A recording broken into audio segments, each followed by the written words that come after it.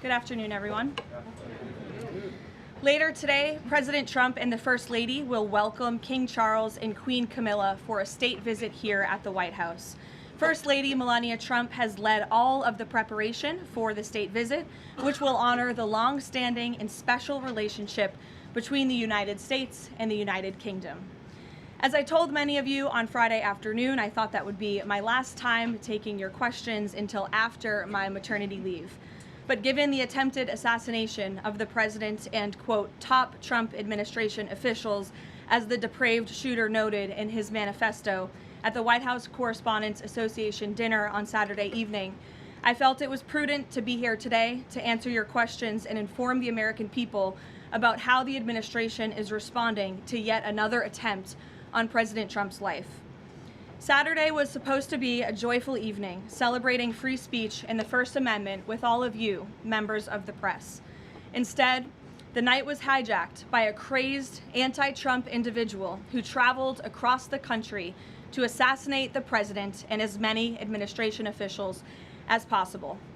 This is the third major assassination attempt against President Trump in 2 years. No other president in history has faced such repeated, serious attempts on his life. First and foremost, the President, the First Lady, and everyone in this White House are extraordinarily grateful to the brave law enforcement professionals who sprang into action to apprehend the would-be assassin and keep all of us safe. The President would especially like to express his gratitude to the men and women of the United States Secret Service who acted with the utmost professionalism, courage, and sense of duty. This includes the heroic agent who took a bullet to the chest. Thankfully, he was saved by his bulletproof vest. Minutes after returning here to the White House to the Oval Office, despite fighting Secret Service to try to stay and keep the dinner going on Saturday, ahead of addressing you here in the briefing room, President Trump was intent on speaking to this brave agent to ensure he was okay. And the agent assured the president that he was. As you know, I was seated next to President Trump and the First Lady when the shots were fired before Secret Service swiftly moved us to safety backstage. The president's calm in the face of chaos, while yet another individual was trying to take his life, was really remarkable to witness, and it's something I will never forget. President Trump is fearless because he loves this country, and he is willing to put his own life on the line to deliver on the promises that he made to the American public who elected him here into the highest office in the land. And while we are blessed to have a fearless president, we should not live in a country where such constant fear of political violence permeates our society every single day. We can and we should have fierce disagreement in this country. As you all know, we disagree often, myself in this role and all of you in the news media, but those disagreements must remain peaceful. Debating, peaceful protesting, and voting are how we need to settle disagreements, not bullets. Nobody in recent years has faced more bullets and more violence than President Trump. This political violence stems from a systemic demonization of him and his supporters by commentators, yes, by elected members of the Democrat Party, and even some in the media. This hateful and constant and violent rhetoric directed at President Trump day after day after day for 11 years has helped to legitimize this violence and bring us to this dark moment. Those who constantly falsely label and slander the president as a fascist, as a threat to democracy, and compare him to Hitler to score political points are fueling this kind of violence. The left-wing cult of hatred against the president and all of those who support him and work for him has gotten multiple people hurt and killed, and it almost did so again this weekend. When you read the manifesto of this shooter, ask yourselves, how different is the rhetoric from this almost assassin than what you read on social media and hear in various forums every single day? The answer, if you're being honest with yourself, is that there is no difference at all. Much of the manifesto of the would-be assassin is indistinguishable from the words that we hear daily from so many. For example, as the First Lady of the United States pointed out this morning, just 2 days prior to the shooting, ABC's late-night host Jimmy Kimmel disgustingly called First Lady Melania Trump an expectant widow. Who in their right minds says a wife would be glowing over the potential murder of her beloved husband? And having experienced what I did with the First Lady on Saturday night, I can tell you that she was anything but that. This kind of rhetoric about the President, the First Lady, and his supporters is completely deranged, and it's unbelievable that the American people are consuming it night after night after night. As President Trump said on Saturday night at this podium, we as Americans must recommit ourselves to resolving our differences peacefully and uniting around the shared values that make our country great. The deranged lies and smears against the president, his family, his supporters have led crazy people to believe crazy things, and they are inspired to commit violence because of those words. It has to stop. And one more point. Saturday night served as yet another reminder of how important it is to fund the Department of Homeland Security. It is shameful that the United States Congress has kept this vital agency defunded for 73 days. The longest shutdown of a federal agency in U.S. history. The Secret Service is a vital component of DHS. It has been directly impacted by this reckless political gamesmanship. Everyone in this room who was there on Saturday night witnessed the heroes of Secret Service and federal law enforcement jump into action in the face of grave danger and uncertainty. Agents put their own lives in harm's way to protect the president, the First Lady, the Vice President, and members of the cabinet. One agent can be seen in video footage literally jumping onto the stage, not knowing where the attacker was or where the bullets were coming from at that point, to place his body in front of the President of the United States. These men and women are heroes. They perform their duties daily, and they have children and families too. And they do it despite the political turmoil surrounding their agency. Make no mistake, this defunding of DHS should be a national scandal. If Republicans defunded DHS and we saw another attempted assassination on a Democrat president, I would hope that the media coverage would be relentless and unforgiving, and I hope that it continues to be now. With the World Cup, America 250, the 2028 Olympics, and a presidential election all ahead, the Democrats' obstruction is placing an enormous and totally pointless burden on the Secret Service that can get more people killed. Enough is enough. There should be no further debate about this. Democrats need to do what President Trump has been calling on them to do for 73 days in a row and fund the Department of Homeland Security, period. This is a national emergency, and every member of Congress needs to put their country over party and get the Department of Homeland Security funded. With that, I will take a few of your questions today. Daniel, thank you for being here. Why don't you kick us off? Thank you, Caroline. The president, Saturday after the assassination attempt, came here. He emphasized that law enforcement did their job, keeping everyone safe at the dinner. House Speaker Mike Johnson came out and said he believes the president needs greater protection. What is the White House's message to the millions of Americans who wake up here today nervous, uneasy about the safety of the president at events like this and the safety of their cabinet members? Well, we certainly understand their fears and their worries. As you heard from the president himself, he continues to have trust in the United States Secret Service. As I just said, these are great men and women who are doing their jobs and performing their duties honorably. As we all witnessed on Saturday evening, within minutes, the president, the first lady, the vice president, members of the president's cabinet were ushered out of the room. The perpetrator who sought to inflict massive harm, as we all now know with the release of the manifesto on administration officials and the president himself, was stopped at the security perimeter that was set up. He tried to charge through it, as you saw on video, and he was quickly neutralized by Secret Service, and thank God that he was.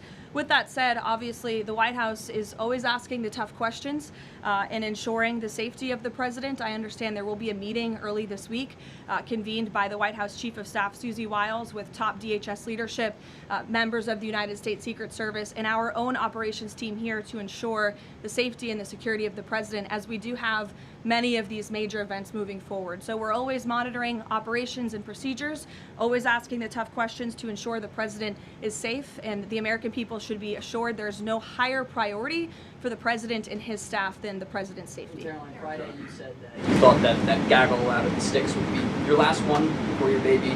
Back in 2024, when the president had the attempt on his life in Butler, you cut your maternity leave short back then.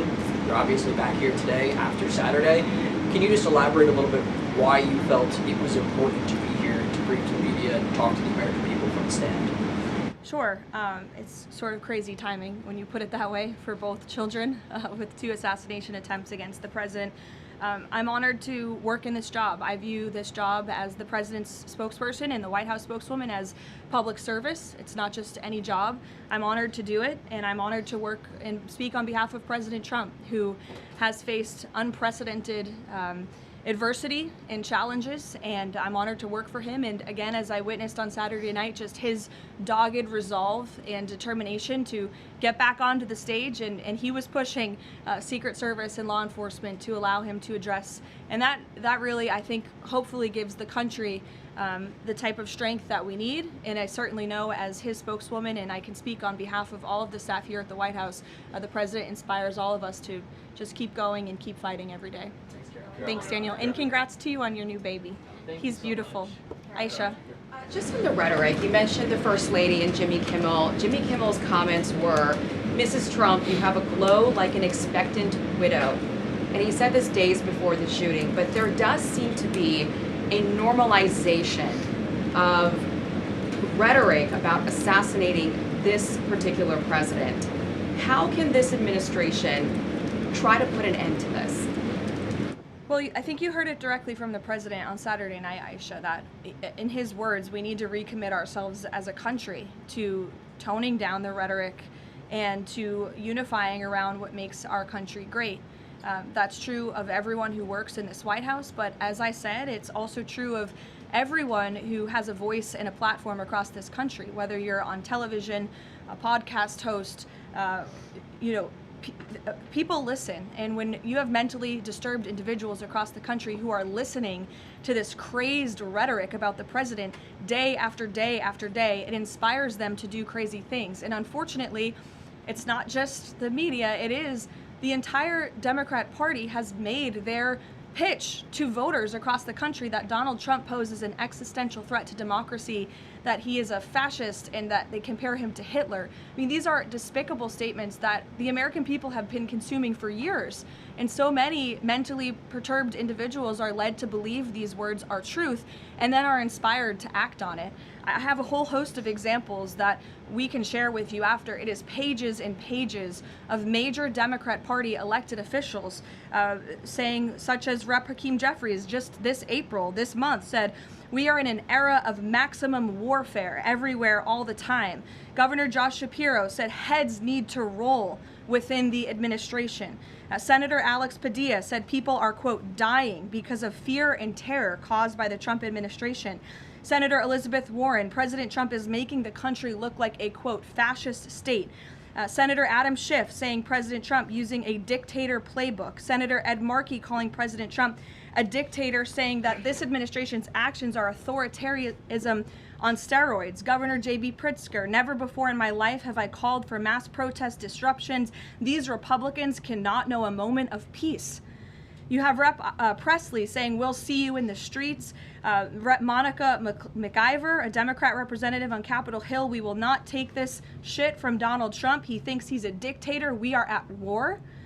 These are Democrat elected officials calling for war against the President of the United States and his supporters.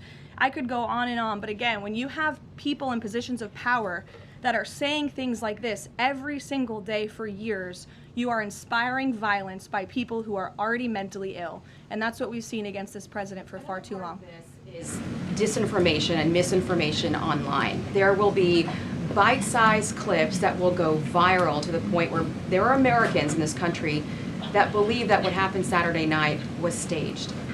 How does this White House tackle that with social media companies out there, whether it's X, Facebook, Instagram? How do they work with these companies to make sure that doesn't get out of control? It's certainly a good question, Aisha. I don't have tangible answers for you on what we're doing with social media companies, if anything at all. What I will say is it's very important to us that we get the truth and the facts about this case and any case out there as quickly as possible to dispel some of that crazy nonsense that you do see running rampant online. And I think the Department of Justice and the FBI thus far have done a good job of disseminating the truth and the facts about this alleged attempted assassin, the perpetrator in this case, and I understand he'll be arraigned in court very soon. You all see that, and the Department of Justice will be giving a briefing and an update later today. So as far as we're concerned, just providing maximum transparency, and hopefully people will believe the truth rather than the lies and the conspiracies that so often do go crazy on social media. Rachel. Thanks, Caroline. Does the administration view this as a security failure, or did the protocols work as they were designed? The president has said he believes that the protocols worked. Again, you had a perpetrator who tried to breach the security parameter that was set up by Secret Service, and he was running as fast as he could and was immediately neutralized moments later. And again, having been right up there on the stage with the president and the first lady, I can tell you it was seconds before we were told to get down, and it was seconds before we found ourselves in the hold room backstage. It all happened literally within a matter of seconds. The president, the vice president, and the first lady being pulled to safety. That is not done if there's a lapse. So Secret Service did their jobs well. They communicated with one another to remove the president and the vice president to safety as quickly as they could, and obviously to neutralize the shooter as well. And thank God they did, because if that man was allowed into that ballroom, it would have been a much different scene. And just one more follow-up on just how the White House could be rethinking security protocols going forward. I mean, we all remember after the attempted assassination in Butler, there were indoor rallies that were held after that. Is that out of the question, changing any additional security protocols when it comes to how the president does these events that are outside of the White House? I definitely wouldn't say changes are out of the question. I think, again, that it's up to the White House here, and we view it as a great responsibility to ensure the maximum safety of the president and the vice president and the entire cabinet. And so we're always looking for ways to improve security. I think if you just sit here and say everything is perfect all the time, that's not a good way to operate. And so the White House will continue to engage with DHS and with Secret Service to find ways to improve and strengthen security. But as far as Saturday night is concerned, the president was satisfied with the response, and he's very grateful to the men and women who provided the response for him and his wife and members of his team. Deanna. Thanks, Caroline.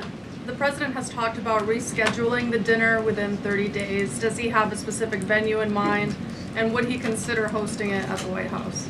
Well, unfortunately, we don't have a room big enough here at the White House, which is another point to be made, and the president is absolutely right. It's why the White House Ballroom project is not just a fun project for President Trump, like you will read in the media. It is actually critical for our national security that a larger, secure building on this complex, which is the most secure complex in the world, is built to accommodate not only large amounts of guests, but also the president, the vice president, members of the cabinet. The line of succession in this country should be able to gather freely in safety without the fear of threats or political violence. And the White House Ballroom will provide that. And so it's critical that we get this project done as quickly as possible. Iran as well. Thank you, Caroline. Thank you, Caroline. Two questions, if that's all right. First, on the security situation on Saturday, kind of a follow-up here.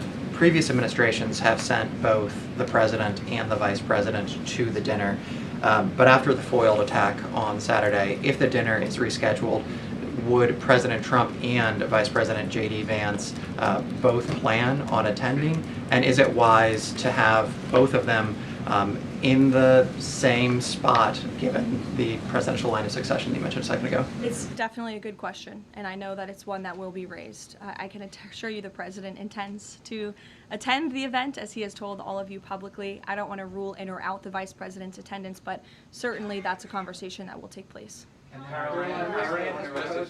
Iran has proposed a mutual reopening of the Strait, leaving the nuclear discussion for later in the process. Given that the nuclear program has been a red line for this administration, would the president agree to that kind of phased negotiation? Well, only because it's been reported. I will confirm the president has met with his national security team this morning. The meeting may be ongoing, maybe not. I don't want to speak affirmatively because I was prepping to come out here, but the proposal was being discussed. I don't want to get ahead of the president or his national security team. What I will reiterate is that the president's red lines with respect to Iran have been made very, very clear, not just to the American public, but also to them as well. So they're considering that phased approach? I wouldn't say they're considering it. I would just say that there was a discussion this morning that I don't want to get ahead of, and you'll hear directly from the president, I'm sure, on this topic very soon. What's the president's message to all those people? I'm going to ask you about the Fed chairman, but first, 3 assassination attempts in 3 years. Is this going to change the type of events that the president goes to? Well, again, that's going to be part of the conversations moving forward. But as you heard from President Trump, he does not want these deranged lunatics and these grave acts of political violence to change our American way of life. And I think it's a very brave thing for him to say. It'd be very easy for him to just hunker down here at the White House where he knows he's safe, but the president wants to be out across the country. He wants to go across the country to meet with Americans. He wants to celebrate the 250th birthday of our nation's anniversary this summer. As you know, we're gearing up for a big UFC fight here on the South Lawn. So there's many exciting events I know the president wants to be part of and will be part of moving forward. He's undeterred in that way, and it's something that inspires all of us here to keep going. Senator Tillis is now dropping his objection to allowing Kevin Warsh to be confirmed because the DOJ has closed their investigation. Is the president satisfied that an Inspector General report into the Federal Reserve is enough to look into these renovations? The president understands that the Inspector General has greater tools at their disposal, perhaps even more powerful than a grand jury, to continue investigating the financial mismanagement of the Fed building, which is a priority for the president. Look, he's a builder himself. When he sees something has a lot of cost overruns, is taking too long, and in this case ripping off the American taxpayer, he wants to get to the bottom of it. I understand Senator Tillis put out a statement saying he'll support Kevin Warsh's confirmation. That has been our position all along from day one. He is more than qualified for the job, and we look forward to working with the Senate on his swift confirmation process. Megan. As a follow-up on Warsh, will the president be satisfied once the Fed's Inspector General finishes that investigation, even if it finds no evidence of wrongdoing? Well, that's a hypothetical question. I'll let the president speak on it when we see the results. It's obviously far too early to say. And relatedly, as a follow-up, now that it looks like Warsh will be confirmed by the end of Jay Powell's term, is he still considering firing Jay Powell if he stays on as governor after that? I haven't talked to him about it specifically, but I think the president will be satisfied once Kevin Warsh is confirmed as the Fed chair, which he should be. Karen. On Iran, the president had said last week that the U.S. has started the process of clearing the Strait of Hormuz of mines. Do you have an update on how many have been removed and an estimate of how long that process could take? I don't, but I would defer you to the Pentagon on that. We'll make sure they get you an answer, Karen. It's an ongoing process, though. It's still actually happening right now. Again, I would defer you to the Pentagon on anything with respect to clearing mines in the Strait of Hormuz. Thank you very much.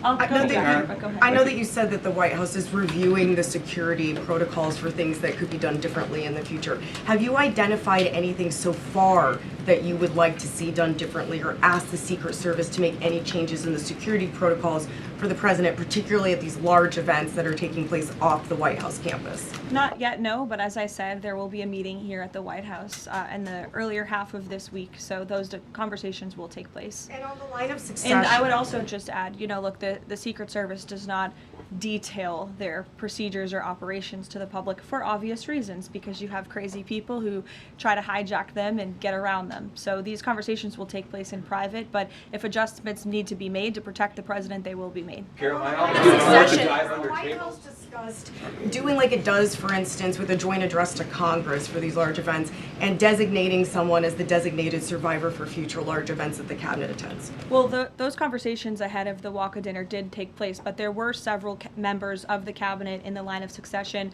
who did not attend for various personal reasons. So designating one survivor was not necessary, as we had several members who were not there already. Caroline, all those people forced to dive under tables and fearing for their lives on Saturday night, including many of the people in this room, myself included. What is the president's message to those people who experienced that terrible trauma and maybe are still fearful today?